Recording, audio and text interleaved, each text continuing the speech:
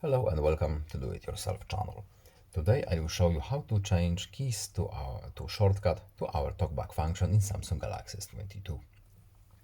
Where to look for talkback keys or shortcut options? We need to go to settings, then we are looking for accessibility options. Here it is, and at the top we have talkback. Talkback shortcut options are hidden in this menu. We need to just tap this option here, and to make changes we need to allow talkback shortcut to exist. So allow this, and now we can have our shortcut changed. By default, as you can see, press and hold volume up and down keys for 3 seconds. We can change it, for example, to use slide and key buttons, or we can use our,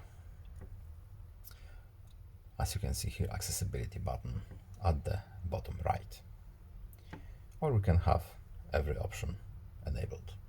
Back out. That's it. I hope this video is helpful to you. Please leave a like and subscribe. Have a nice day and see you in the next video. Goodbye.